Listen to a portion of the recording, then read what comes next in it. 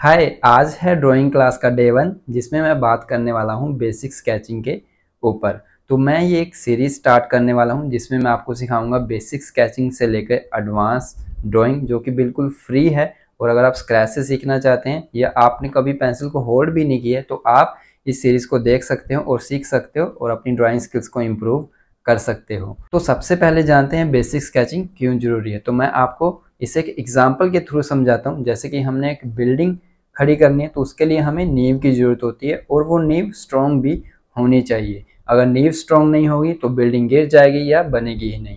तो सेम ऐसे ही ड्राइंग में भी आपको अपनी नींव यानी कि बेसिक्स को स्ट्रॉन्ग करना है, जिससे आप इस ड्राइंग को अच्छे से सीख सकें और अपने पैशन को प्रोफेशन भी बना सकें। इस सीरीज में जितने भी वीडियोस होंगे उसको हम 3 पार्ट्स में डिवाइड करेंगे।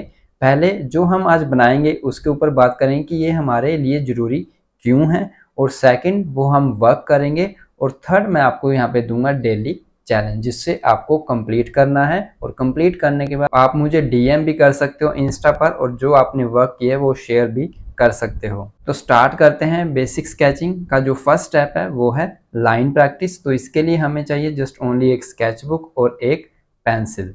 तो हमें क्या करना है, लाइन प्रैक्टिस करनी है। तो लाइन कैसी भी हो सकती है, हॉरिजॉन्टल हो सकती है, वर्टिकल हो सकती है, कर्व्ड हो सकती है, डायगोनल हो सकती है, थिन या थिक भी हो सकती है। तो हमें हर एक डायरेक्शन में लाइंस की प्रैक्टिस करनी है, top to bottom, bottom to top, right to left, left to right, और डायगोनल लाइंस भी हमें प्रैक्टिस करनी है।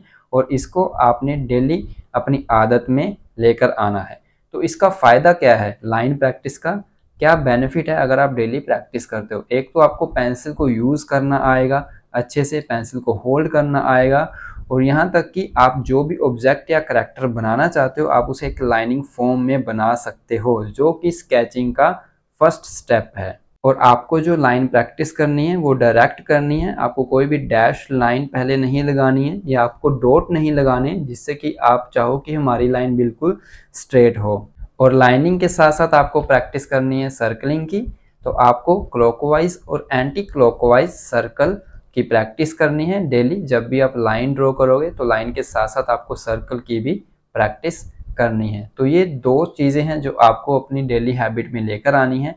एटलीस्ट 3 मंथ आपको लगातार ये प्रैक्टिस करनी है, और 3 मंथ बाद आप देखोगे कि आप पेंसिल को कितने अच्छे से होल्ड कर पा रहे हो, कितने अच्छे से और कितना ईजिली आप किसी भी ऑब्जेक्ट या करैक्टर को एक लाइनिंग फॉर्म दे सकते हो। और आज का चैलेंज ये है कि आपको 10 पेज लाइन प्रैक्टिस करनी है हर एक डायरेक्शन में, और आप मुझे दिखा भी सकते हो इंस्टाग्राम पर डीएम करके। और हम मिलते हैं नेक्स्ट क्लास में एक नए टॉपिक और एक नए चैलेंज के साथ। Bye bye.